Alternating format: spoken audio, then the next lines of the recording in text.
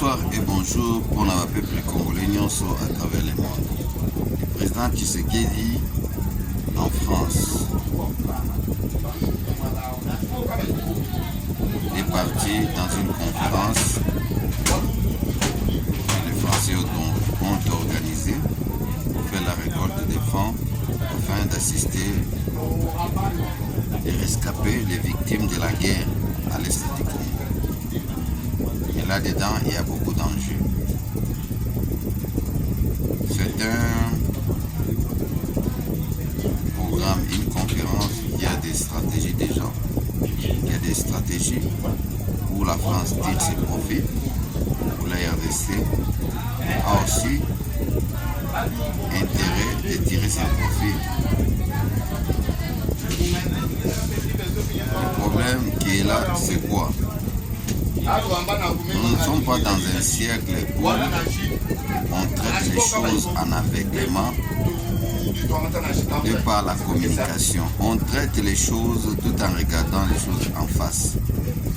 Quand on traite les dossiers, on les traite tout en regardant les réalités en face.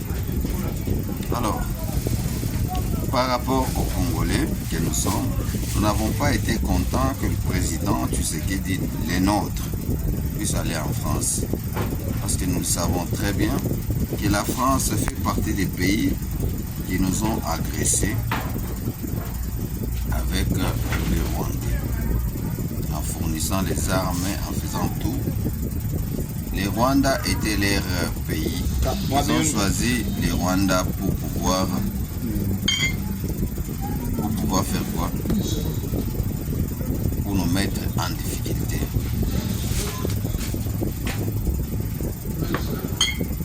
Ils ont choisi les Rwandais pour nous mettre en difficulté. Et cette difficulté, c'était pour qu'ils en bénéficient. Dans nos difficultés, c'était pour qu'ils bénéficient. Alors, le président Tshisekedi, en partant dans cette conférence, il est parti dans cette conférence avec une stratégie pour pouvoir déjouer les calculs de tous les ennemis du Congo. Entre autres, l'Union européenne a toujours tablé avec la France à la tête pour la misère du Congo. Vu que le Congo a noué des quoi? Des alliances ou la coopération avec les États-Unis d'Amérique, ils ont trouvé que non, ils sont en difficulté. Regardez ce qui se passe sur le terrain avec la guerre à l'Est. Ce qui se passe sur le terrain avec la guerre à l'Est, c'est que les Français, avec leur M23, AFC, Hippolyte Kanambe, alias Joseph Kabila, et à la tête, c'est Paul Kagame, qui est totalement affaibli, qui est totalement déraciné. Les démocrates des États-Unis qui les soutenaient ne sont plus. Nous avons des républicains, avec les républicains, Donald Trump, et en France, la France qui est un petit par rapport aux États-Unis, la France ne tient pas. Maintenant, la France a réfléchi des fois pour dire que non. Pour le moment, les choses ne peuvent pas tenir dans ce contexte, dans cette condition. Nous avons intérêt de pouvoir revenir sur le Congo. Comment on peut revenir sur le Congo? C'est quand on va gagner la confiance. Quand on va gagner la confiance, des Congolais au travers leur président. Organisons cette conférence pourvu que leur président arrive et que nous puissions les proposer une faveur. Quand on les propose une solution d'assistance, ils vont devoir accepter, et après avoir accepté, nous allons nous aligner de leur côté, c'est-à-dire du côté des Congolais, parce que quand ils écrivent les titres. Rwanda is killing. Rwanda is killing, what does it mean? When somebody can say that Rwanda is killing, it means the one who make trouble in Congo is Rwanda. It's not somebody else. It's Rwanda. It's like Rwanda has been rejected.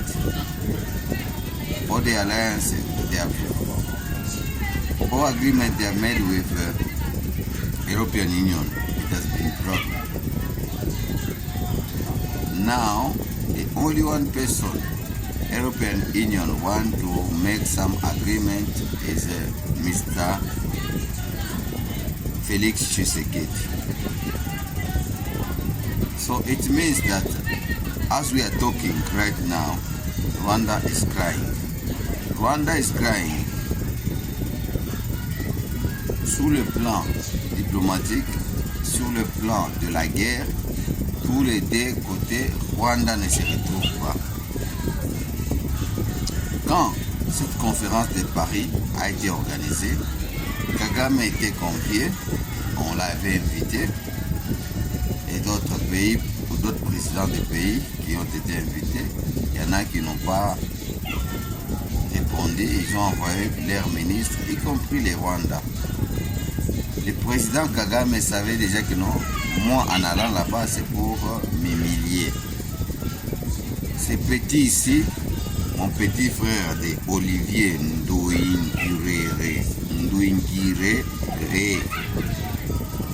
ne se rendait pas compte que sur sa tête, derrière le fond, sur le fond de l'écran géant, on a écrit « Le Rwanda est en train de tuer ». Quand on écrit ça, c'est-à-dire les Rwandais, on l'a présenté comme un pays criminel. Alors, lui ne voyait pas ça. Maintenant, après la conférence, les réalités qui sortent de là prouvent noir sur blanc que les Rwandais sont en train de tuer. C'est-à-dire l'accusation des bourreaux qui étaient les parrains du Rwanda. Les parrains du Rwanda se sont détournés contre les Rwandais qui étaient leurs agents de terrain. Vous comprenez comment ça se passe? Les Rwandais, leurs agents de terrain. Je prends un peu mon café, je continue.